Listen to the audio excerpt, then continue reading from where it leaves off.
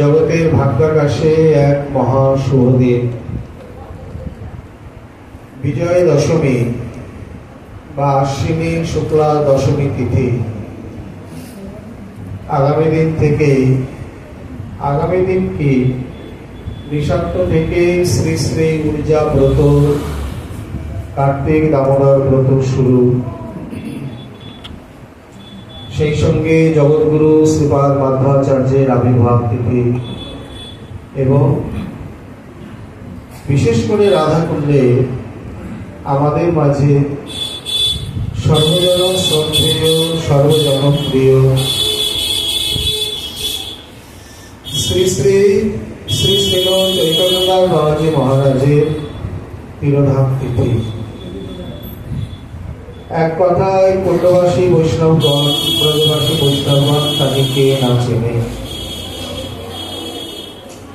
শ্রীমৎ কামপ্রিয় গোস্বামী প্রভু এবং শ্রীমৎ তিরুপতি গোস্বামী প্রভু অতি প্রিয় পাত্র, কৃপা পাত্র। সেই প্রসঙ্গেই আমরা আজ অবদান যদি বলা যায়, কার জগতে কি প্রকার অবদান ঠিক বিচার করে বলা যায় না। কিছু গ্রন্থ লিখলে, দু একটি বিগ্রহ সেবা প্রকাশ করলে, 2-10টা মঠ করলে, 2-4 লাখ শিষ্য করলে যে তিনি বড় প্রচারক হলেন বা জগতে সমাজে তার অনেক বড় অবদান হলো, তা নয়। মৌনভাবেও অনেক অবদান হয় বা জগতে অবদানের ভূমিকা থাকে। বিশেষ করে ভগবান নাম কৌমুদীতে পরম ভাগবতের যে লক্ষণাদি বা তার অবদানের কথা বলা হয়েছে, যেমন আগেকার দিনেও যদি আমাদের সম্প্রদায় দেখা যায়, গোবর্ধনের সিদ্ধ কৃষ্ণদাস বাবা না হয় কিছু গ্রন্থাদি লিখেছে, কিন্তু কাম্যমণির সিদ্ধ বাবা, সূর্যকুণ্ডের সিদ্ধ বাবা, রণবাড়ির সিদ্ধ বাবা বা কালিদায়ের সিদ্ধ বাবা আদি কটি গ্রন্থ লিখেছেন। সূর্যকুণ্ডের সিদ্ধ বাবা তো শিষ্যই করলেন না, রামকৃষ্ণ পণ্ডিত বাবা তো না কোনো শিষ্য করলেন, না কোনো গ্রন্থ লিখলেন, না কোনো বিগ্রহ সেবা প্রকাশ, মঠ মন্দির কিছুই করলেন না। তাই বলে কি জগতে তাদের কোনো অবদান নেই, কোনো ভূমিকা নেই? তা নয়। শ্রী ভগবান নাম কৌমুদিকার লিখছেন, একজন পরম ভাগবত যদি জগতে অবস্থান করে, তার অবস্থানের ফলেই জগতের মঙ্গল বিধান হয়ে থাকে। যেমন সিদ্ধ বাবা আদি অত্যন্ত হ্রিমা, কৃষ্ণের 64 গুণের মধ্যে যে একটি অন্যতম গুণ হ্রিমান মানে লজ্জাশীল, এটি ঐকান্তিক বৈষ্ণবের মধ্যেও আসে, দেখা যায়। ফলে তারা কি নারী নাকি? লজ্জা তো নারীর ভূষণ, ভক্তেরও ভূষণ।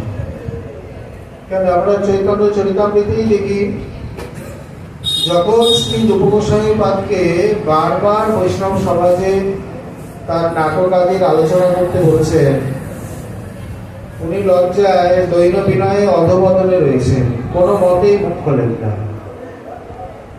মহাপ্রভু বলছেন, শ্রী ভট্ট আদি সকলেই বলছেন, রায়রামানন্দ বলছেন, বৈষ্ণব সমাজে বলবে না তো কোথায় বলবে, বলো, আমরা শুনতে এসেছি। হরিদাস ঠাকুর বলছেন, রূপ বলো, সকলে বলছেন। অনেক অনুনয় বিনয়ের পর বা সকলে বলার পর তারপর তিনি যেন মুখ খুললেন। এটা অন্য কিছু নয়। সাধারণ দৃষ্টিতে তা ঠিক বলবে, হ্যাঁ নিজের দাম বাড়াচ্ছে, ওসব কথা আলাদা, ওগুলো এই জগতের জন্য নয়। এটি হচ্ছে হ্রিমান গুণের প্রকাশ। অত্যন্ত দৈন বিনয়ে বা লজ্জাশীলতায় তারা নিজেরা এইভাবে চলে। তাদের দৃষ্টি কত দূর? নববধূর ন্যায়। নববধূ ভোক্তা দেওয়া থাকে তো, নববধূ 1-2 হাতের বেশি দেখতে পায় না, ওইভাবেই তাকে পা ফেলে চলতে হয়। পরম ভাগবতের আচরণ ঠিক সেই প্রকারই।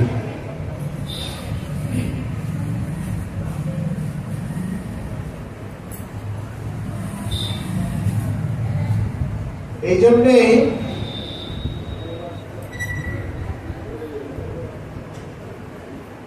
পরম ভাগবতকে লজ্জাশীলা বধূর ন্যায় বলা হয়েছে।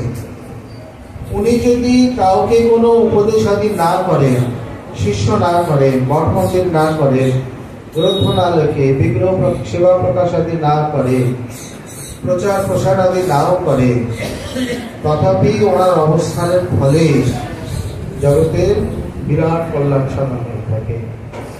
এ কথা আমরা সৎসঙ্গ প্রসঙ্গে বিশেষ বৈজ্ঞানিকভাবে আলোচনা করে এসেছি। মানে উনি যে অবস্থান করছেন, ওনার যে চিন্ময় বৃত্তি, চিন্তা, সেই চিৎকণ জগতের মধ্যে বিস্তারিত হয়ে চলেছে। এটি সবারই হয়, যে যখন যেখানে অবস্থান করে। সৎ চিন্তা করলে সৎ চিন্তা, অসৎ চিন্তা করলে অসৎ চিন্তা, সেই অনুপরমাণু জগতে বিস্তারিত হয়। এইবার বায়ু প্রবাহে যেখানে যতদূর পর্যন্ত বিস্তারিত হবে, সেই বায়বীয় পরিমণ্ডলে যে যে এসে পড়বে বা অবস্থান করবে, তার সৎ চিন্তা হতে বাধ্য, মানে তিনি করবেনই। অসৎ ব্যক্তিরও মনের মধ্যে সৎ চিন্তা উদয় হবে। তাই তো সারা জীবন চুরি করে গেলাম, লোক ঠকিয়ে গেলাম, কোনদিন সৎ কাজ করলাম না, গরিব দুঃখীকে দান করলাম না, কোনো ধর্ম কার্যে লাগলাম না, এইভাবে তার মনের মধ্যে এই বিবেক বুদ্ধিগুলো জাগবে। নিশ্চিত জানতে হবে তিনি এমন কোন অবস্থানে এসে পড়েছেন, সেই ভূমির গুণ, বায়ুর গুণ বা পরিবেশ ইত্যাদির যে কোনো গুণই হোক, যার ফলে তার মধ্যে সৎচিন্তা জাগ্রত হতে বা সংক্রমিত হতে বাধ্য হবেই হবে। তাহলে উনি যদি কিছু নাও করেন, ওনার যে জগতের অবস্থান, সেই জগতের অবস্থানের ফলেই জগতের মঙ্গল সাধন হয়ে থাকে। এমনকি পরবর্তীকালে অন্যান্য ভক্ত, সজ্জন, শ্রদ্ধালু যারা তাকে চিন্তা করবেন, তার কথা মনে করবেন, আলোচনা করবেন, তার তিথি আদি পালন করবেন, প্রত্যেকের মধ্যে সেই গুণ কিঞ্চিততম হলেও সঞ্চারিত হবে, তিনি প্রাপ্ত হবেন। কারণ চিন্তা শক্তির অদ্ভুত প্রভাব। বিরহ তিথি কেন পালনীয়? রহ ধাতু ত্যাগে বিশেষ যে ত্যাগ, তাই হচ্ছে বিরহ।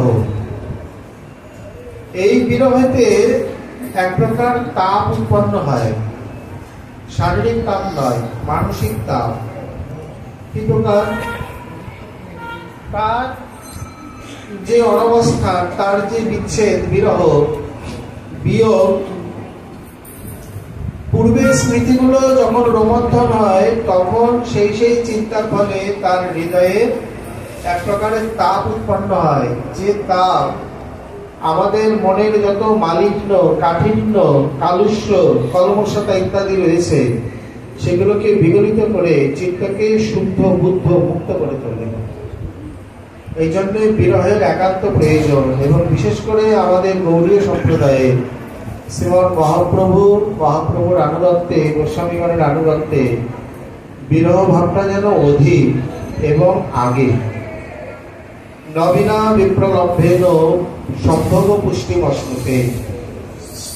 শুধু তাই নয়, শ্রীমতী রাধারানীর এই মাধুর বিরহকে অবলম্বন করে ভাগবতের দশম স্কন্ধের 46-47 মাত্র দুটি অধ্যায়কে অবলম্বন করে শ্রীমৎ মহাপ্রভু গুপ্ত গম্ভীরায় দীর্ঘকাল, এক যুগের অতীত যে ভাব সিন্ধু, যে রস সিন্ধুকে আস্বাদন করে গেলেন, গৌড়ীয় সম্প্রদায়ের এটি হচ্ছে মহামূল্যবান বা অন্যতম সম্পদ। এই সম্পদের কোন তুলনা হয় না। যে বিপ্রলম্ব রসের অন্যতম মূর্তি শ্রী রূপ রঘুনাথ, যাদেরকে বিপ্রলম্ব রসামদি বলা হয়,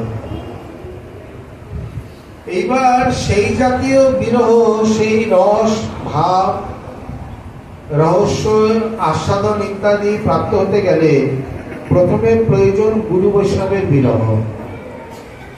গুরু বৈষ্ণবের বিরহ যেভাবে চিত্ত শুদ্ধ করে, সেই শুদ্ধান্তকরণে ভগবত বিরহ বা রসাস্বাদন ইত্যাদি লাভ হয়ে থাকে। এবং এই কারণে এই জন্যে ঈশ্বরের জন্মতিথি, আবির্ভাব তিথি পালনীয়া, আর গুরু বৈষ্ণবের আচার্যের তিরোধান তিথি পালনীয়া। সেই প্রসঙ্গে আজ আমাদের ভাগ্যচক্রে বা জগতের ভাগ্যাকাশে আরো কত শত মহাপুরুষ রয়েছে। তার মধ্যে আমাদের মাঝেই অন্যতম শ্রী চৈতন্য দাস মহারাজ। তার সম্বন্ধে বলতে গেলে সর্বপ্রথম যে স্মৃতি মনে হয় এই জীবনে আর যাবে না, এই সেই স্থানটি আসলেই মনে পড়ে যেন উনি এখানে বসে আছে।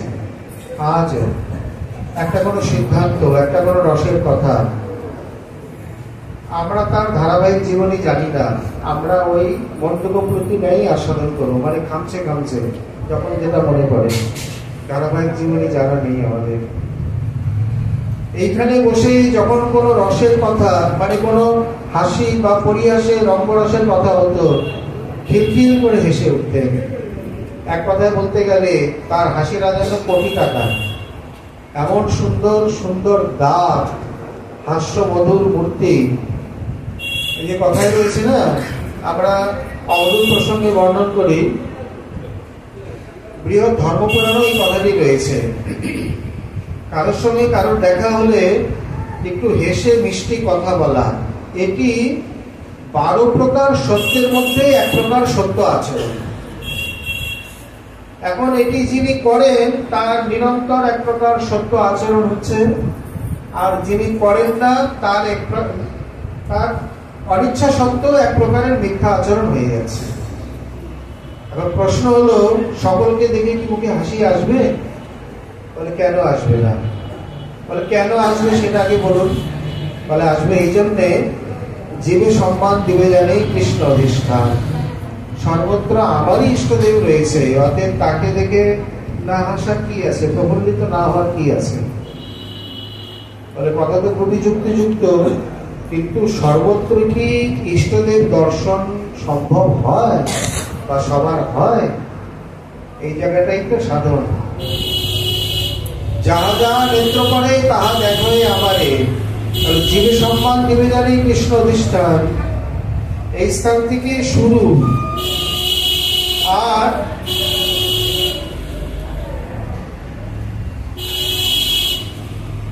যাহা যাহা নেত্র করে তাহা দেখো আমারে, এখানে সাধনার সিদ্ধি। তাহলে সাধনে সিদ্ধিতে সর্বত্র ইষ্ট দর্শন, মাঝখানে তাকে বাদ দিলে কি করে চলবে? প্রকৃতপক্ষে আমাদের ইষ্ট দর্শন যথাযথ রূপে হয় না বলে অন্যের দোষ গুণ ইত্যাদি দেখে আমরা এই প্রকার আচরণ করতে পারি না, বা আমাদের মধ্যে সেই আচরণ আসে না। এই জন্যই বলছে, এখানে আরো কতগুলো যুক্তি রয়েছে। দেখেছি মিষ্টি হাসি আসবে, মানে মিষ্টি কথা বলবে, ভিতরে মধু থাকতে হবে তবে না। তার মানে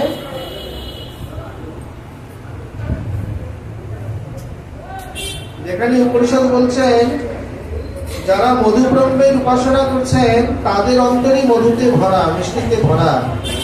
যখন তারা মুখ খোলে সেই মধুই বাইরে বেরিয়ে আসে। তাদের বদন, তাদের হাসি, তাদের দাঁত, ব্যবহার ইত্যাদি আচরণ সবই মধু। আর তারা হলে কুটিল ব্যক্তি, তাদের বদন যেমন কুটিল, হাসিও তেমনি কুটিল, তাদের আচার আচরণ কথাবার্তা অন্যকে ঘা দিয়ে, মানে পিন করা কথাবার্তা। হাসবেও মুখ খুলে হাসতে পারে না, কুটিল হাসি, বাঁকা হাসি। মানে হাসবে কি করে? একটা দাঁত বৃন্দাবনে, একটা দাঁত নবদ্বীপে, একটা দাঁত পুরীতে, হাসলেই তো খুললেই তো ধরা পড়ে যাবে। এই জন্যে মুখ খুলে প্রাণ খুলে হাসতেও পারে না, বাঁকা হাসি। আর যাদের মনের মধ্যে সেই মধু ব্রহ্ম অবস্থান করছেন, বিশেষ করে শ্রী চৈতন্য বাবা আদি, আমার মনে হয় হেন কেউ নেই, বাচ্চা বড় বৃদ্ধ থেকে, যার সঙ্গে তিনি একটা মধুর হাসি হেসে না কথা বলতেন। আগেই গেলে প্রাণ খোলা হাসি, কোনো কারণ নেই, কিন্তু বলে অকারণে তো পাগল হাসে, বলে ও হাসি আলাদা, এটি হচ্ছে ব্যবহারিক মাধুর্যের হাসি। গেলে যে কোনো অবস্থাতেই থাকুক, দেখা হলে চোখে চোখ হলে আগেই একটা সুন্দর মধুর হাসি, তারপরে যেমন সুন্দর দন্তরাজি মুক্তার মতো তেমনি তার সুন্দর হাসি।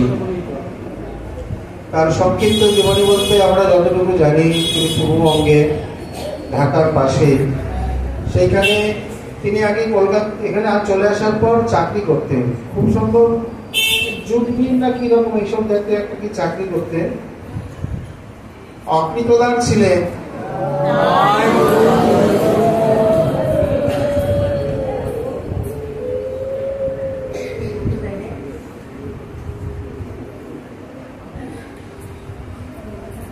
এই কথাটা আমরা আগে জানতাম না।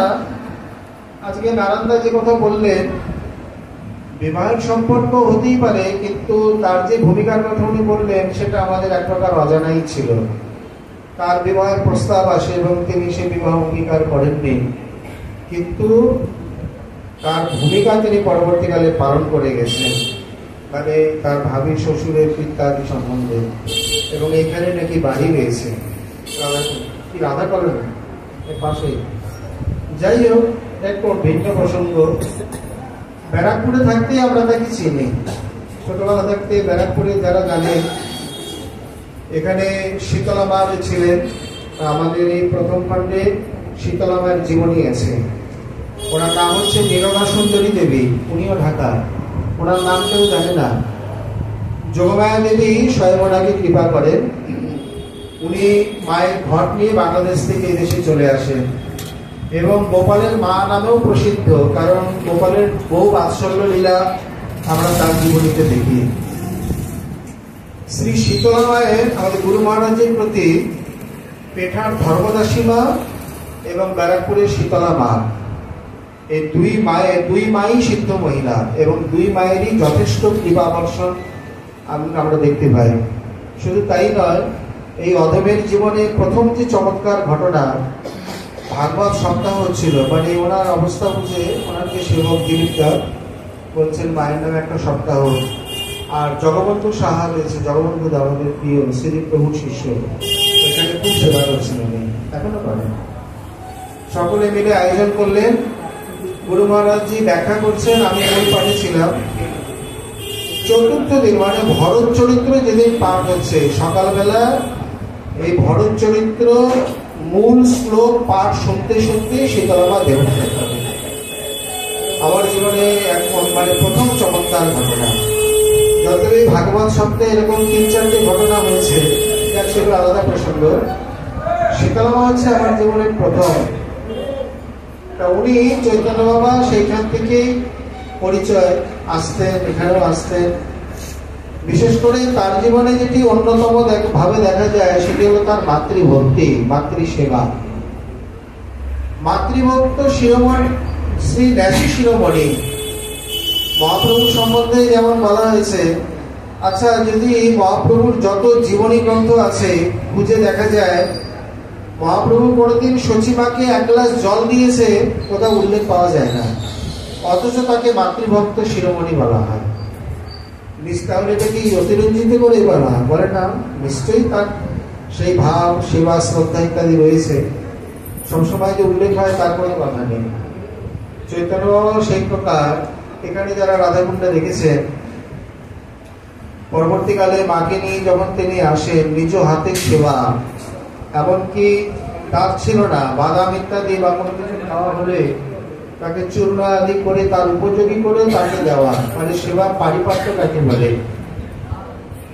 একাধারে যেমন উচ্চ শিক্ষিত, ভদ্র, দৈন্য বিনয়ী, শান্ত, অত্যন্ত সিদ্ধান্তবিদ, মানে শাস্ত্রবেত্তা, সেই প্রকার রসবেত্তা, ব্যবহারের মাধুর্য, নিষ্কিঞ্চনতা, বৈরাগ্য, ভজন নিষ্ঠা, শ্রী গুরু নিষ্ঠা, নাম নিষ্ঠা, ধাম নিষ্ঠা, একাধারে গুণের কোনো অন্ত নেই। বহু গুণে গুণী ছিলেন এবং প্রত্যেককে আমরা তার মধ্যে ভিন্ন ভিন্ন হলেও যেভাবেই হোক কেউ না কেউ কিছু না কিছু কোনো প্রকারে দেখেছে। আপনারা দয়া করে ভিতরে বসে দেন, দরজায় না দাঁড়িয়ে, এখানে অনেক জায়গা রয়েছে। এই রূপে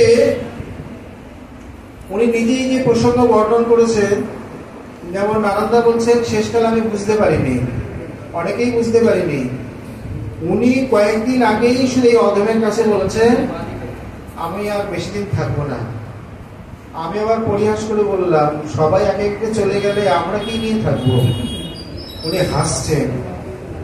ওর জ্যোতিষী একটা কি যেন মানে লিখে দিয়েছিলেন, ওটা বের করে আমাকে দেখালেন। আমি আবার ওনাকে মোবাইলে ফটো তুললাম, যদি কোনোদিন জীবনের দিকে গিয়ে লাগে রেখে দিই। আমি বললাম ওটাকে আরো অন্য প্রকার বললাম, জ্যোতিষী অনেক কথা বলে, ওসব কানে দিয়ে লাভ নেই। আর আপনি জ্যোতিষীর কথায় কান দেন, এখানে রাধারানীর আশ্রয় পড়ে আছেন, কত শত মহাত্মার অল্পায়ু দীর্ঘায়ু হয়ে গেছে, আমাদের পরম গুরুদেব নাম নিষ্ঠায় অকাল মৃত্যুকে জয় করেছেন, আর আপনি এইসব কথায় কান দেন। খুব করে হাসলেন, কিন্তু কথাটা সত্যি হয়ে গেল। এই সেই বছরই তিনি চলে গেলেন। যাই হোক, ওইখানে উনি একটা এই সময় কথা প্রসঙ্গে বিভিন্ন অনুভূতি ব্যক্ত করছেন। শ্রী মহান্তজিও বিভিন্ন জায়গায় তিনিও ভ্রমণ করে করে পাঠ কীর্তন ইত্যাদির দ্বারা প্রচার করেছেন। তখন এইসব এলাকা মানে সিপিএম এর দল, সিপিএম এর এলাকা বলতে গেলে। তো উনি 3 দিন একটা অনুষ্ঠানের আয়োজন করেছেন, মানে একদিন পাঠ হবে, একদিন কীর্তন, আর একদিন উৎসব। তো ওদিকে মানে তারাও এমন আয়োজন করেছে, এইখানে তাদের মিটিং কি সমস্ত বসবে, মানে পাঠ করতে দেবে না, মাইক চালাতে দেবে না। চৈতন্য বাবা খুবই শান্ত প্রকৃতির ছিলেন, সাধারণত তার রাগ ক্রোধ ইত্যাদি দেখা যেত না। কদাচিৎ কোনো কোনো ক্ষেত্রে সিদ্ধান্ত বিরোধ আদি বা অবৈষ্ণবী অশাস্ত্রীয় আচরণ ইত্যাদি কখনো প্রকাশ পেয়েছে, কিন্তু সাধারণত তিনি রুষ্ট ক্ষুণ্ণ ক্রুদ্ধ ইত্যাদি হতেন না, দেখা যেত না। তো ওইখানে উনি গিয়ে প্রথমে অনুনয় বিনয় করবেন, প্রথমে নিবেদন করলেন বৃন্দাবন রাধাকুণ্ড থেকে মহাত্মা আসছেন, খুবই মানে সৌভাগ্যের ব্যাপার, এই দিনটা বাদে তোমরা করো না, ওরা শুনবে না, ক্লাবের ছেলেরা যা করে। উনি যখন দেখলেন কোনো মতেই মানে সোজা আঙুলে ঘি উঠল না, উনি নিজে বলছেন, বলেন আমিও দেখে নেবো, তোমরা যদি এই অনুষ্ঠান মানে আজকে এখানে অনুষ্ঠান করার তোমাদের জন্য আমার অনুষ্ঠানের ব্যাঘাত হয়, তাহলে তোমাদের কারণ কোনো নিস্তার নেই। উনি ধর্মের ভয় দেখালেন, বললেন তোমাদের প্রত্যেকের জনে জনে সর্বনাশ হবে। যেভাবে ওর কথাটা কাজে লেগে যায়, কথাটা তাদের বুকে গিয়ে বাঁধে, তারা বলছেন দরকার নেই, একটা দিন পরেই করতাম, একটা দিন আর কি আসে যায়। এবং শ্রী মহন্তজি গেলেন, নির্বিঘ্নে পাঠ হলো, কীর্তন হলো, তারপরে গিয়ে ওরা ওই একটা দিন পরে অনুষ্ঠান করলেন। এবং যতবি উনি বলছেন এটা মহাত্মজির প্রভাব, মানে ওনার আশীর্বাদেই হয়েছে। দুদিক দিয়ে মহতের প্রভাব কোন দিক দিয়ে কিভাবে কার্যকরী হয় কে বুঝতে পারে। আর ওই যে ওনার হুঙ্কার, তাও যে কার্যকরী হয়নি বা কোনো প্রভাব বিস্তার করেনি, তাও আমরা বলি কিভাবে। এই রূপে তিনি চাকরি করতে গিয়ে পরবর্তীকালে সম্পূর্ণ চাকরি করেছিল না, করেনি মনে হয়, করেছিল। পড়ার রিটায়ার হওয়ার পর তিনি সম্পূর্ণরূপে ধামবাসী হয়ে যান। এবং এই স্থানে অনেকবার বলা হয়েছে পঞ্চায়েতে কুঠি নেন আপনি বাবাজি, বলেন না আমি এখানেই ভালো আছি।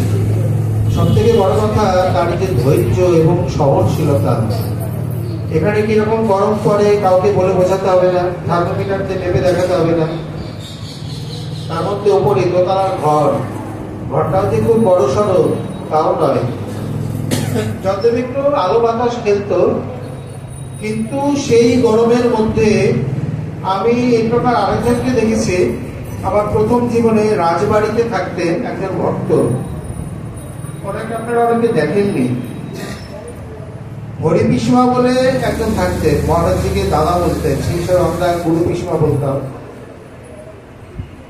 উনি ভক্ত ছিলেন। পাশের ঘরেতে ঘুটে কাঠ ইত্যাদি রান্না হতো, ধোঁয়ায় ভরে যেত, ওপর দিয়ে ধোঁয়া আসতো। ওই গরমের মধ্যে দোতলায় বসে একটা বইবাস মাথার উপর ফেলে দিয়ে চুপচাপ চুপ করে ভজন করতেন। কোনোদিন কোনো প্রতিবাদ বা অন্য জায়গায় যাওয়ার আসন্নারণ ইত্যাদি নয়। গৃহভক্তের মধ্যে এত নৈষ্ঠিক ভজনশীল আমি ওনাকেই প্রথম দেখি, এবং আমার জীবনে ওনার দেহত্যাগেই আমি সর্বপ্রথম রাধাকুণ্ডে শ্মশানে যাই। সে আজ থেকে প্রায় 38-40 বছর তো হবেই, 38 বছর তো প্রায় হবে। তখন গেলে আমি শিবাকর শুনতাম, কোনোদিন যাইনি শ্মশানে। ওই ওনাকে নিয়েই প্রথম শ্মশানে যাওয়া হয়। আর এই প্রকার অনেক সময় গরমের দিনে আমি অনেক সময় এসে দেখেছি উনি চুপচাপ নিজের আসনে, মনে হচ্ছে যেন ঝিমাচ্ছেন বা তন্দ্রাচ্ছন্ন আছেন। আসলে মহৎকে দেখেছেন, আমাদের উপায় নেই। প্রকৃতই কোন আবেশে আছেন। গৌর গদাধর যেমন তার প্রাণ, নিজে হাতে সেবা, নিজে হাতে সমস্ত কিছু তৈরি করে দেওয়া, তেমনি অপদিত নাম নিষ্ঠা, 3 লক্ষ করে নাম। কারণ প্রথম জীবনে তিনি শ্রী কানুপ্রিয় গোস্বামী প্রভুর কাছে নাম গ্রহণ করেন। আমি একদিন জিজ্ঞাসা করেছিলাম, আপনি ওনার কাছে নাম নিয়ে আবার ওনার কাছে দীক্ষা নিলেন? বলে ওনারা অভেদী ছিল এবং ওনার আদেশে শ্রী কানুপ্রিয় প্রভুই নিজে দিকে বললেন যে আপনি যান, ওনার কাছে গিয়ে দীক্ষা নিন। এবং তিনকড়ি প্রভু কানুপ্রিয় প্রভু সম্বন্ধে এমন একটা অদ্ভুত মন্তব্য করেছেন, মানে যদি আজও করেনি। তিনকড়ি প্রভু বলছেন কানুপ্রিয় প্রভু মহাপ্রভুর নিত্যসিদ্ধ পরিবারের মধ্যে আছেন, উনি ভাবে এসছেন নাম প্রচারের জন্য। যাক, সে হতো বৈষ্ণব বাক্য নহে ব্যভিচারী। মানে দুজনকে কিভাবে বুঝেছিলেন বা দুজনে কত অন্তরঙ্গ ছিলেন এখানেই বোঝা যায়। কানুপ্রিয় প্রভুর কোনোদিন কখনো শিষ্য করার লালসা মানে প্রকাশ পায়নি। হাতে গুনে গুনে কজন মাত্র শিষ্য। তার মধ্যে শ্রী চৈতন্য বাবা তার কাছে নাম গ্রহণ করার পরেও তারই আদেশে তিনি শ্রী তিরুপতি প্রভুর কাছে আবার দীক্ষা মন্ত্র গ্রহণ করেন। এই জন্যে পরবর্তীকালে এখানে তার গুরুবর্গের মধ্যে দেখা যেত তার নিজস্ব নাম গুরু এবং দীক্ষা গুরু, আর এদিকে শ্রী মহন্তজি এবং মহারাজি চিত্রবর। কারণ প্রথমে মহারাজের কাছেই তিনি বেশ পরিবর্তন করতে ইচ্ছা করেন এবং প্রস্তাবও হয়ে গেছিল। কোনো কারণবশত পরে সেটা গিয়ে পরিবর্তিত হয়ে এবং তিনি মহারাজের নিকট বেশ পরিবর্তন করেন। এখানে এই 4 জনের চিত্রপট তার মাথার কাছে সবসময় জন্য দেখা যেত। এই রূপে যতদিন মা ছিলেন নিজে হাতে সেবা, তার সমস্ত প্রকারের সেবায় মাতৃভক্ত শিরোমণি না বললেও মাতৃভক্তের মধ্যে অন্যতম তো আমরা পরিষ্কার করতেই পারি। এই রূপে দীর্ঘদিন ধরে তিনি রাধাকুণ্ডে অবস্থান করে ভজন করেন। এবং এই যে বড়ধামে বিমলা মারমের একজন রয়েছেন, এই পণ্ডিত বাবার তিনি উৎসব আদি করতেন এবং মহাত্মজি বহুবার সেখানে পাঠ করেছেন। এইরকমই একটা পাঠে কোনো সময় যেতে গিয়ে এই স্টেট ব্যাংকের সামনে সামান্য একটা সাইকেলের আঘাতে মানে ধাক্কায় পড়ে গিয়ে তার মানে পা ভাঙার প্রাণ হয়ে যায়।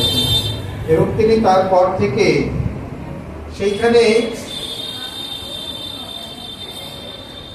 এরপরে থেকে ধীরে ধীরে চলাফেরা একটু অসুবিধা হয়ে পড়ে এবং পরবর্তীকালে গিয়ে তাকে গাড়ি ধরতে হয়। আর সেই সময় তার অন্যতম অনন্য সেবক রূপে শ্রী গৌর গোবিন্দ নির্দেশে বা আমাদের সর্বজন পরিচিত শ্রী নারায়ণদা একান্তভাবে অন্তরঙ্গভাবে তার সেবায় নিযুক্ত হন। শুধু অঙ্গ পরিচর্যায় নয়, প্রসঙ্গারূপা সেবাতে। এখানে আমরা প্রতি একাদশী ব্রতেতে পাঠ আদির পর শ্রবণ কীর্তনে তিনি ছিলেন অন্যতম একজন মুখ্য শ্রোতা। এটি একজন বক্তা খুব ভালোভাবে বুঝতে পারে।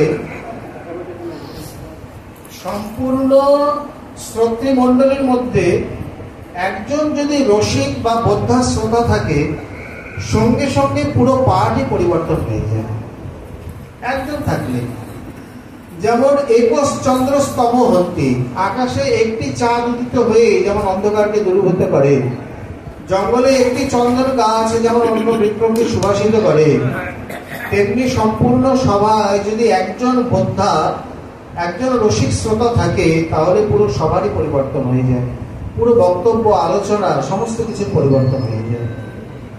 রাধাকুণ্ডে, গোড়াধামে, রাধা কলোনিতে ইত্যাদিতে যেখানে যেখানে যেখানে চিত্রকারে ভাগবত পাঠ ইত্যাদি হয়েছে, উনি ঠিক যতদিন সম্ভব সমর্থ, সময় ইত্যাদি ছিল, শারীরিক শক্তি ছিল, ঠিক সময় মতো পৌঁছে গেছে এবং সম্পূর্ণ পাঠে অবস্থান করে, বিশেষ করে যে কথা আমরা প্রথমে দিয়ে শুরু করলাম, আজও অন্যান্য স্থানে তো রয়েছে, মহাপ্রভু মন্দিরে আসলে আগেই মনে পড়ে এই যে চৈতন্য বাবার আসন। কারণ এইরকম একজন শ্রোতা, বহু বিষয়ে টুকিটাকি তিনি অনেক শিক্ষা দিয়েছেন, অনেক ভুল ভ্রান্তি ধরিয়ে দিয়েছে।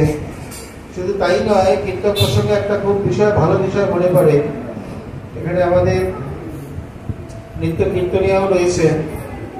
মানে কীর্তনের শেষে বিশেষ করে যে কীর্তনটি হয় শ্রী রাধা গোবিন্দ ইত্যাদি বিষয়ে, এখানে অনেকেই শ্রী সখা, তারপরে পিতা মাতা ইত্যাদি সকলকে টেনে নিয়ে ধবলি শ্যামল ইত্যাদি করে পথটাকে একটু লম্বা করেন।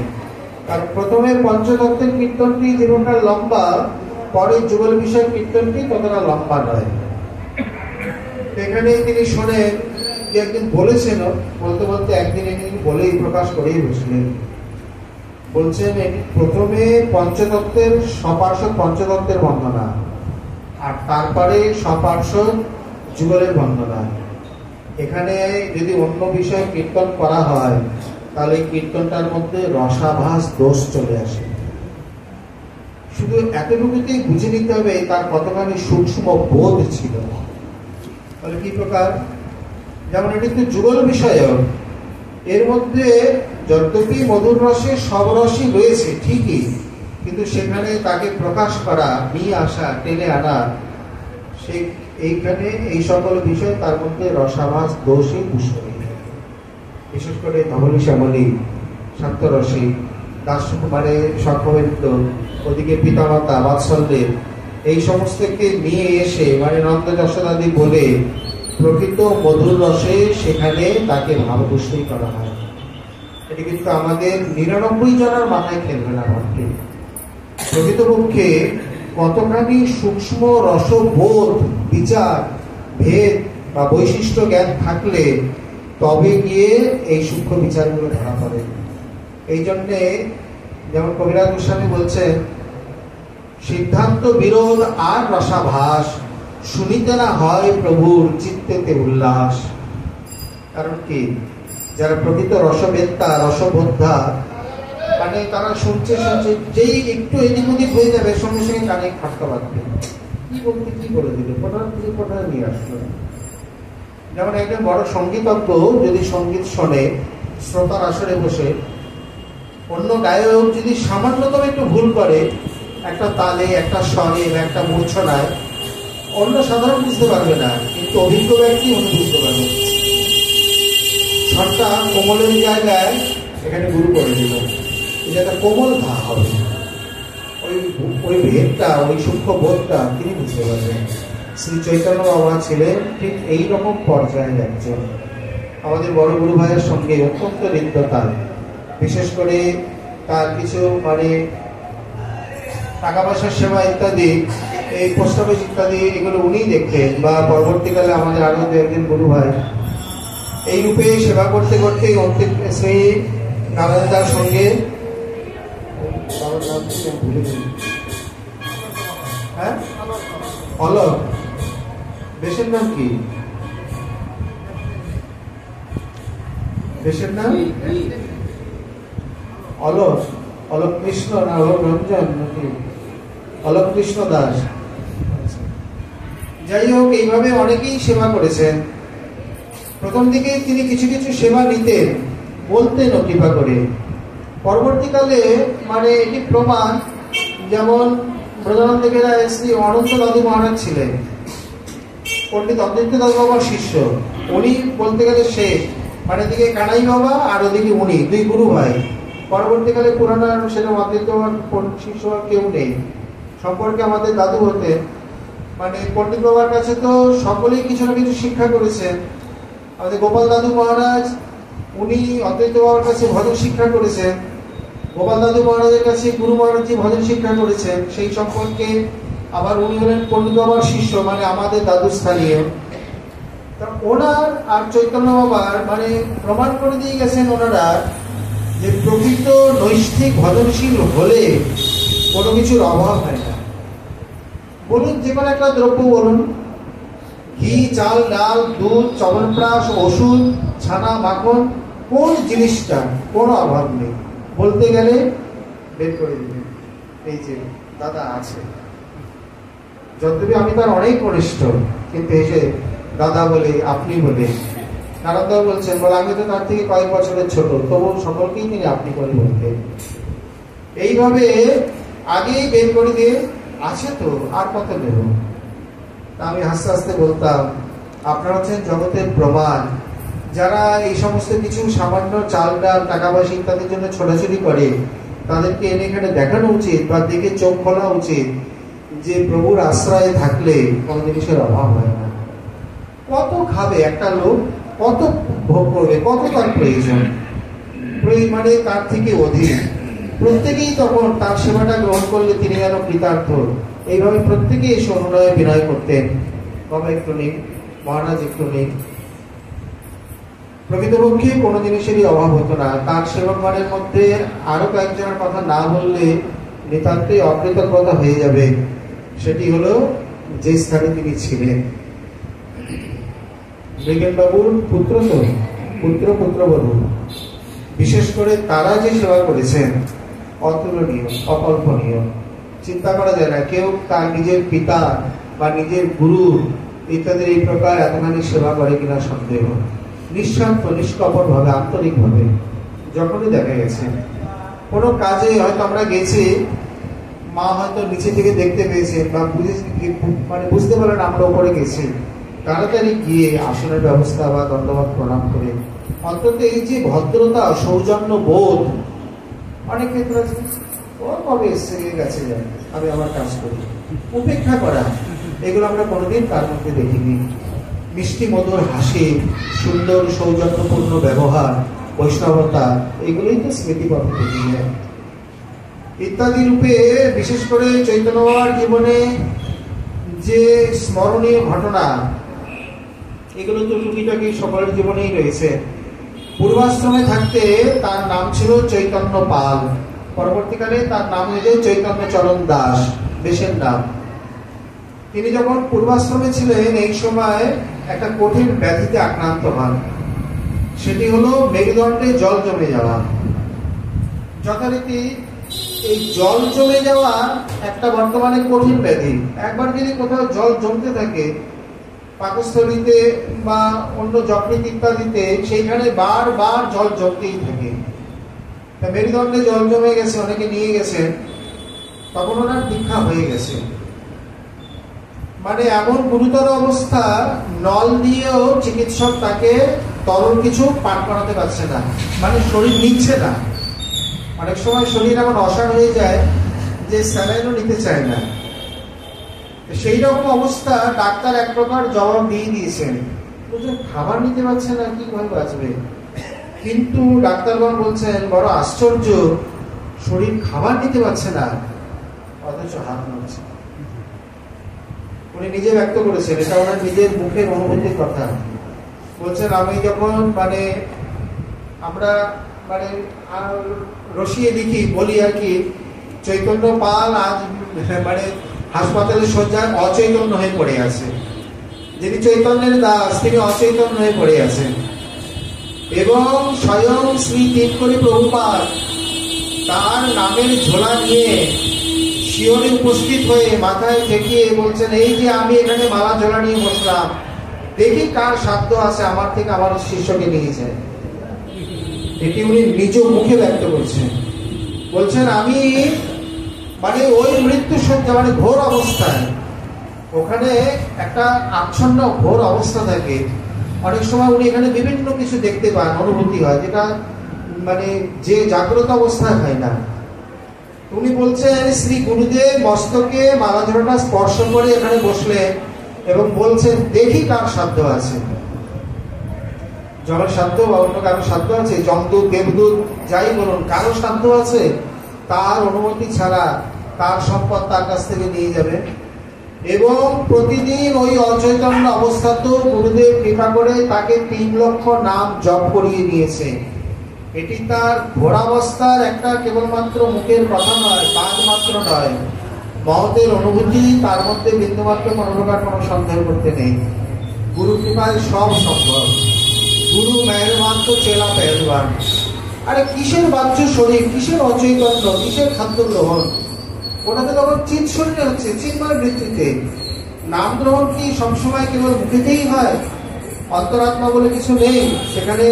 সাধন বা গুরু কৃপা, অলৌকিক চিন্ময় কৃপা বলে কোনো শব্দ নেই, তার কোনো প্রভাব নেই। এটি তার জীবনে এক অন্যতম প্রভাব, মানে স্মরণীয় ঘটনা, যে তিনি নিজে বলছেন ওই অবস্থাতেও এইরকম অনেকের ক্ষেত্রে দেখা যায়। শ্রীজি গোস্বামী প্রভু নবদ্বীপ সেবা সঙ্গনে এই বৃন্দাবনে এসে কোন এক লীলা ক্ষেত্রে না কিভাবে ওই বৃন্দাবনে যে লীলা দর্শন হয় সেই লীলা দর্শনে উনি মানে মূর্ছিত হয়ে পড়েন। অসাবধান বশত এই দাঁতের নিচে জীব চলে আসে। দেবতা বিভীষণ মহারাজ বলছেন, হনুমান বলছে না এই অসুরপুরীতে আপনি আছেন কিভাবে? বলছে যেমন 32টা দাঁতের মধ্যে জিহ্বা থাকে ঠিক সেইভাবে, একটু অসাবধান হলে একেবারে টুকরো হয়ে যাবে। শ্রীজীব প্রভুর এমন ভাবে দাঁত পড়ে যায়, জিহ্বার মধ্যে 7টা সেলাই পড়ে, 7টা সেলাই জিহ্বার মধ্যে, মানে এমন ভাবে আহত হয়েছে। এবার সব বন্ধ, মূর্ছিত। তো ডাক্তার বলছে এই যে অপারেশন করার আগে কি একটা ওষুধ দেয়, অ্যানাস্থেসিয়া কি বলে একটা দেয় জানো? উনি বলছেন, ইশারা করছেন এগুলো দরকার হবে না, আমি মনকে অন্য রাজ্যে নিয়ে যাচ্ছি, আপনি সেলাই করুন। মানে ডাক্তার পরে বলছেন আমরা কেবল গ্রন্থে পড়েছি ওনার জিহ্বা সেলাই করা, অথচ হরিনাম করছে জীব দাঁড়িয়ে। জীবের স্পন্দন অন্যতম প্রবাদ। আমি আমার এই অধম জীবনে প্রথম অনুভব, মানে প্রথম চাক্ষুষ দর্শন করি শ্রী গোপাল দাদু মহারাজকে। খাবার দিয়েছে কোনো মানে ফলের রস ইত্যাদি মুখে দিচ্ছেন, এখান দিয়ে গলে পড়ে যাচ্ছে, নিচ্ছেন না বা নিতে পারছেন না, অথচ আঙুল নড়ছে, মানে নিচের ঠোঁট নড়ছে আর জিহ্বা নড়ছে। এবং শেষ চরণামৃত দেওয়ার পর যখন জিহ্বা বন্ধ হয়ে গেল তখন পরিষ্কার বলে গেল যে নামেরও সহিত প্রাণ কইল ভ্রমণ। এই সকল বিচিত্র সংবাদ। এবং এখানে যুক্তি, তর্ক, অবিশ্বাসের এইসব শব্দের কোনো স্থান নেই। সবটাই অলৌকিক, সবটাই প্রভু কৃপা। ইন্দ্রিয় চলতে পারে না, ঠিক আছে, হাতের স্পন্দন নারে খুঁজে পাবে না, তাও ঠিক আছে, কিন্তু তারপরেও ভিতরে চৈতন্য আছে, তারপরেও নাম চলছে। এটাই অলৌকিক, এটাই চিন্তন, এটাই কৃপা। এই রূপে চিকিৎসকগণ বলছেন আমাদের জীবনে আমরা কোনো কোনো যোগী পুরুষ, মুক্ত পুরুষের জীবনীতে পড়েছি যে অচৈতন্য অবস্থাতেও তাদের জিহ্বা চলে, নাম চলে বা তারা ব্যবহার আদি করে, গমনাগমন করে। আজ আমরা এখানে রামকৃষ্ণ মিশনের চাক্ষুষ দেখলাম যে জিহ্বা সেলাই করার পরেও কথা বলতে পারছেন না, জিহ্বা নড়ছে বা এই প্রকার হাত নড়ছে। শ্রী চৈতন্য বাবা প্রকৃতই তিনি যে নামনিষ্ঠ ছিলেন সারাটা দিন, বিশেষ করে রাত্রি 4টে থেকে যে শুরু হতো আমাদের নারায়ণদার সে কুঞ্জভঙ্গ কীর্তন থেকে শুরু করে হরিবাসর কীর্তন, অন্যান্য যাবতীয় তিথি এবং জীবনের অন্তিম দিন পর্যন্ত যে নির্জলা ব্রত, মূর্তিটাই কত চমৎকার, মানে একেবারে যেন চম্পক ফুলের মতো, যেমন উজ্জ্বল বরণ। বাস্তবিক শ্রী প্রাকেশ্বর বাবা মহারাজ, শ্রী চৈতন্য বাবা ইত্যাদি কেউ কোনোদিন এইরকম উচ্চ শিব দেখেনি। আরেকজনের কথা না বললে নয়, ব্যাসগেরা শ্রী জগিতে দাস বাবা কাম্যবনে যে গুফায় থেকে, মানে চরণ পাহাড়িতে একটা গুফায় থেকে উনি ভজন করতেন। এই সময় লম্বা হয়ে শুতেন না, ওই দেওয়ালে হেলান দিয়ে একটু ঘুমিয়ে মানে বিশ্রাম করে নিতেন।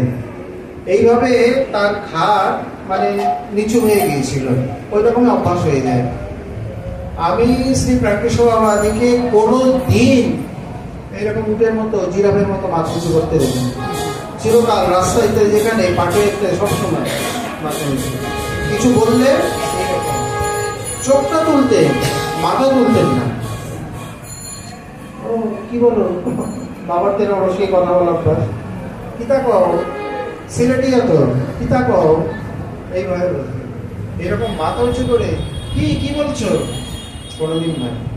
এইখানে আগে বাবার সঙ্গে আমরা অনেক বছর হরিদাস নির্ধান উৎসব পালন করেছি। বাবা নিজে তখন রাধা কলোনি হয়নি, গোড়াধামে আমরা ভিক্ষায় চলে যেতাম। ওইখান থেকে ভিক্ষা করে এনে, তখন শ্রী নিতাই পদ বাবা এখানে সেবক ছিলেন, উনি এই হরিদাস নির্ধান হতো, খিচুড়ি হতো, সব মিলে ভিক্ষা টিকা যা পাওয়া যেত আর কিছু দিয়ে, মানে শাকসবজি দিয়ে সুন্দর করে খিচুড়ি যেতেন। এখানে হরিদাস নির্ধান পাঠ হতেন। প্রথমে তিনি কিছু পড়তেন, পড়তে পড়তে যেমনই আবিষ্ট হয়ে যেতেন আর পড়তে পারতেন না। পাশে গ্রন্থ গুরুচরণ তুমি বলো, আমাকে অনেকে আগে গুরুচরণ বলতেন, কি জানি জানি না, যাই হোক গুরুচরণ তুমি বলো। তো ওইখানে একদিন কি মনে হয়েছে, আমি বলছি বাবা ওই হরিদাস নির্জানের দিনে, আমি বলছি বাবা আপনার এই বেশের নাম কে রেখেছে? বলে কেন গুরুদেব রাখছে? আমি বলি নামটা না ঠিক হয়নি, গুরুদেবের উপর বলছো? আমি বলি না, আপনার নাম না হরিদাস দাস রাখলে ভালো হতো। তখন হেসে দিয়েছে, বুঝে গেছেন, মানে আপনার যা দৈন বিনয় আর আপনার যা নাম নিষ্ঠা, আপনার নাম হরিদাস দাস রাখলে ভালো হতো। চৈতন্য বাবার সম্বন্ধেও ঠিক একই উক্তি প্রযোজ্য সবসময়। এখানেও যারা দেখেছেন পাটি কিংবা যখন চলতেন সবসময় মাথা নিচু করে, অদ্ভুত নাম নিষ্ঠ মনোপ্রিয় প্রভুর অন্যতম মানে কৃতি শিষ্য বলতে গেলে, তার কৃপায়, তার থেকে গুরু প্রদত্ত শক্তিতে চিরকাল অনন্য নাম নিষ্ঠ হয়ে, সেই প্রকার আসার পর থেকে তো আমরা কোনোদিন দেখিনি যে তিনি ধামের বাইরে গেছেন। যে কথা বলা হলো অনন্য মাতৃভক্ত শিরোমণি, সেই প্রকার ধামনিষ্ঠ, শ্রী গুরুপদনিষ্ঠ, নামনিষ্ঠ, ত্যাগ বৈরাগ্য দৈন বিনয় হাস্যমধুর ব্যবহার, সুমধুর মানে লাবণ্যময় মূর্তি, অনন্ত মানে শাস্ত্রবেত্তা রসবেত্তা, সূক্ষ্ম সিদ্ধান্ত বোধ, অত্যন্ত বোদ্ধাশ্রোতা, একাধারে শ্রবণ কীর্তনে অনন্য একজন মানে ভক্ত বলতে গেলে যে কোনো দিক দিয়ে যত দিক দিয়ে দেখা যায় কেন, মানে তীরের ওই স্পর্শী এক কণ তাও বলা যাবে না। যে কোনো ছোট বড় নবীন প্রবীণ যে কেউ পাঠ করুন, তিনি তার নিত্য নিয়ম অনুযায়ী এবং নিষ্ঠা করে নিত্য নিয়ম করেই শ্রবণ করতেন এবং সদা হাস্যমুখী তাকে গ্রহণ করতেন। বিশেষ করে যে সময় সঙ্গে আরেকজন কি ছিল না, গৌরদাস, বিজয় দশমীর দিন এই প্রকার ভোরবেলাতে ভজন কুটিরে শেষ রাত্রে উনি কখন প্রাপ্তি হয়েছেন সঠিক জানা নেই, 11:30 তখন দশমী পড়ে গিয়েছিল। শেষ রাত্রি গিয়ে এখানে গিয়ে ডাকছেন, হঠাৎ করে কি ব্যাপার, বলছেন আপনি তাড়াতাড়ি চলুন, বাবা আর নেই। এই প্রকার নিদারুণ সংবাদ বিজয়া দশমী, বাস্তবিক আশ্বিন মাসের সকল আনন্দের দিনে আজকের দিনটা বিরহের দিন, কারণ ওদিকে দুর্গ মহোৎসবের বিসর্জনের দিন, আর এদিকে বৈষ্ণব জগতে এমন একজন মানে উজ্জ্বলতম নক্ষত্র। আমরা প্রথমেই বললাম কে কি করে গেছে তার উপর তার চরিত্র বিশ্লেষণ করা যায় না, বা তাকে ছোট বড় নিরূপণ করা যায় না, ওটা প্রভুর দরবারে হবে, ওটা প্রভুর বিচার করবে, আমরা বলতে পারবো না। বাস্তবিক আমরা আমাদের ক্ষুদ্র বুদ্ধিতে যতটুকু গ্রহণ করেছি বা বুঝেছি, আজকে নারায়ণদা খুব আক্ষেপ করেছেন, অন্যদিন তিনি ভোরবেলা উঠে যান বা রাত্রেও বলেছেন উনি বিশ্বাস করেননি, সেই দিনে কি যে ওই যে কখনো কখনো প্রভু কাউকে এই প্রকার ঘুমে আচ্ছন্ন করেন, ডাকার পরেও তিনি নাকি শুনতে পাননি। ভোরবেলায় গিয়ে বাস্তবিকে আর পরের দিন নিয়ম সেবা শুরু হয়ে যাবে এবং ওই দিনই সৎকার করে যদি কাদের উৎসব না করা যায়, এটি আবার কবে পিছিয়ে যাবে তার ঠিক ঠিকানা নেই। ওই দিনই সঙ্গে সঙ্গে সকালের মধ্যে শিবঘরে গিয়ে যারা পারলেন আমরা গিয়ে দাহ কার্য সম্পন্ন করে তারপরে তার কাদা উৎসব সম্পন্ন হয়ে গেল। এবং বর্তমান সময়ে বর্তমান দিনে বিশেষ করে রাধাকুণ্ড বৈষ্ণব সমাজে তার যে অবদান রয়েছে, তার যে চারিত্রিক গুণাবলী, তার যে ভজনশীল ঐকান্তিক নিষ্ঠা, প্রতিটি বস্তুতে বেলা 11টা-12টা হয়ে গেছে, বাল্যব গদাধরকে তুলসী দিয়ে নি, আমি একদিন জিজ্ঞাসা করেছিলাম, আপনি রাধাকুণ্ডবাসী হয়ে আপনার এই গৌর গদাধরের দিকে চলে গেলেন কি, মানে আপনার গেল কিভাবে? উনি ওনার বিগ্রহের যে ইতিহাস বললেন পরবর্তীকালে মানে পূর্বে এটি গৌরী নাকি ছিল। ওনার যে নিজস্ব বিগ্রহ, ওনার বিগ্রহ যারা দর্শন করেছেন অপূর্ব লাবণ্যময় বিগ্রহ, মানে আর বিশেষ করে ওনার মানে প্রাণের সেবা, বিগ্রহ ঝলমল যেন সদা হাস্য। বিগ্রহকে যদি রাধারানীর মতো শৃঙ্গার করে দেওয়া যায়, গৌরকে এক বাক্যে সবাই রাধারানী মনে করবে, এমন সুন্দর লাবণ্যময়ী মূর্তি। আর যেখানে প্রাণপণে সেবা হয়, এটা তো অতি বাস্তব, সেখানে বিগ্রহ ঝলমল করে হাসতে থাকে। আর যেখানে বিগ্রহের সেবা ঠিক মতো হয় না, সেখানে বিগ্রহের বদন বিষণ্ণ মলিন, মনে কেন কত কষ্ট, কত দুঃখ। ওনার নিজের এই প্রাণবন্ত সেবা, পরবর্তীকালে যখন ওই বিগ্রহ আসলো, উনি বলছেন আমি দুই গৌর তাহলে কি করবো? তাই বললাম আমার যখন আগে থেকে রয়েছে, তাহলে এই বিগ্রহকে আমি ওই নিজেই বলছেন তাহলে গদাধর নাম দিয়ে দিই, সেই থেকেই গৌর গদাধরের উনি সেবা করতে থাকে। এইভাবে গৌর গদাধরের প্রতি ওনার এই মানে অর্থের কিছু ভাব চলে গিয়েছিল। এবং উনি একটি প্রসঙ্গত বলছিলেন যে হরিদাস দাসজি একটা গ্রন্থ নাকি এই প্রকার প্রকাশ করেছেন, যার মধ্যে শ্রী গদাধরকে এই প্রকার, বর্তমানে এটি বৈষ্ণব জগৎ একটি বিবাদ স্বরূপ, আমি তার মধ্যে যেতে চাই না, মানে গদাধরকে অনেক দূর নিয়ে গেছেন রাধারানীর, স্বয়ং রাধারানী রূপে এবং তার চরণে তুলসী অর্পণ ইত্যাদি রূপে। তবে এই বিষয়ে বক্তব্য এতটুকু যে আমাদের গোস্বামী মহাজনগণ গৌর গদাধরের উপাসনা কিন্তু আমাদের দেখাননি। শ্রীমন মহাপ্রভুর সঙ্গে অন্য কাউকে নিয়ে উপাসনা আমাদের সর্বস্বামীর কলমে বা আচরণে ব্যাখ্যা দিতে পাওয়া যায় না। কেন? গৌর বিষ্ণুপ্রিয়া, গৌর গদাধর, গৌর নাগরী ইত্যাদি আরো অনেক অনেক ভাবে প্রচলন হয়েছে। বা মহাপ্রভুর সর্বাবতারী, মহাপ্রভুর যুগে বহুজন বহু নামে মহাপ্রভুকে কীর্তন করেছেন, আহ্বান করেছেন, বহুভাবে তার উপাসনা করছেন। কিন্তু গোস্বামীগণ আমাদের কি দিয়েছেন, এ বিষয়ে অনেক বাদ বিবাদ হয়েছে। সেখানে আমি একটা ছোট্ট কথায়, মানে চৈতন্য প্রেমভক্তি চন্দ্রিকায় কবিরাজ বিশ্বনাথ চক্রবর্তী যে টিকা করছেন, চৈতন্য চরিতামৃত প্রেমভক্তি চন্দ্রিকা বাংলা, কিন্তু তার টিকা সংস্কৃত। মহাজনের যেই পথ তাতে হব অনুরত, পূর্বাপর করিয়া বিচার। এই পূর্বাপর শব্দে শ্রী চক্রবর্তীপাদ টিকায় লিখছেন, মহাজন তত্ত্বগুলো দ্বিবিধা। শ্রী বিল্লমঙ্গলাদায়ক প্রাক চৈতন্য যুগে বিল্লমঙ্গলাদায়ক হল পূর্ব মহাজনা, পর চৈতন্য যুগে সনাতন গোস্বামী এবং পর মহাজনা। একদম পরিষ্কার। প্রাক চৈতন্য যুগে মানে চৈতন্য মহাপ্রভুর আগে বিদ্যাপতি, চণ্ডীদাস, জয়দেব, বিল্লমঙ্গল, ওদিকে আপনি দ্বাদশ আলবান্দার ইত্যাদি যাকে যাকে বলুন, সব পূর্ব মহাজন। যতবি আলবান্দার, দ্বাদশ আলবান্দার অন্য সম্প্রদায়, শ্রী সম্প্রদায়। আর ষড়গোস্বামী পরম চৈতন্য যুগে ষড়গোস্বামী নেব পর মহাজনা। এখন চৈতন্য যুগে ছয় গোস্বামী ছাড়াও তার অনেকে রয়েছেন, সর্বদামোদর, রায়রামানন্দ, ভট্টাচার্য, হরিদাস ঠাকুর ইত্যাদি কম মহাজন নাকি, কিন্তু মুখ্যত ছয় গোস্বামীকে মহাজন করে গেছেন। এবং ছয় গোস্বামীর কলমে আমাদের উপাসনা পদ্ধতি, বিশেষ করে সম্প্রদায়ে আগম নিগম, এর ওপর সমস্ত কিছু নির্ভর করে।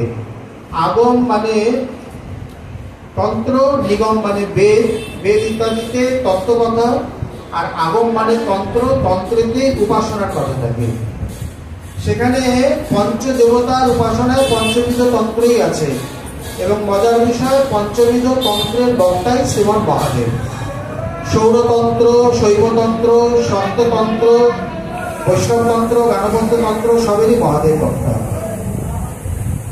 তদুপরি সর্বোপরি তারপরও যেমন ইতি বৈষ্ণবীয় শ্রী তন্ত্র সারত্ব গীতা মাহাত্ম সম্পূর্ণ, গীতা মাহাত্ম রয়েছে বৈষ্ণবী তন্ত্রসারে, ক্রমদীপিকা, তারপরে গৌতমীয় তন্ত্র, এগুলো সব বৈষ্ণব তন্ত্রের মধ্যে পড়ে। তারপরও আমাদের উপাসনা পদ্ধতি স্থাপিত হয়েছে পরবর্তীকালে পদ্ধতি ত্রয় অনুসারে বা গোস্বামীগণের কলম অনুসারে। ওনারা আমাদের আগমাচার্য।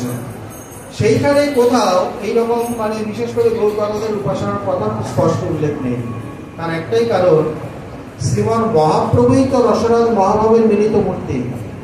এখানে তার পাশে যদি আবার আলাদা করে কাউকে স্বীকার করা যায়, তাহলে এই রসরাজ মহাভাবের যে উপাসনা মানে মধুর নবদ্বীপ বৃন্দাবন যদি একই সূত্রে উপাসনা করতে হয়, তাহলে বৃন্দাবনে যুগল কিশোর, নবদ্বীপে তিনি যুগল কিশোর, তার পাশে অন্য যুগল কাকে বসাবো? এটা কিন্তু খুব ভাবনার এবং বিচারের বিষয়। অনেক মহাত্মা অনেক প্রকার করে গেছেন, করুন, যে যেমন বুঝেছে প্রভু যাকে যেমন বিচার বিবেক বুদ্ধি দিচ্ছেন তিনি করতেন। কিন্তু প্রকৃতপক্ষে বিচার করতে গেলে গোস্বামীগণ মনে হয় এই কারণেই দেননি। এই জন্যই তাকে বলা হয়েছিল যে আপনি এইদিকে কেন ঝুঁকলেন? বলেন আমি ঝুঁকিনি, প্রভু কৃপা করে এসে গেছেন, এই জন্য তাকে নাম দিয়ে সেবা দিচ্ছে।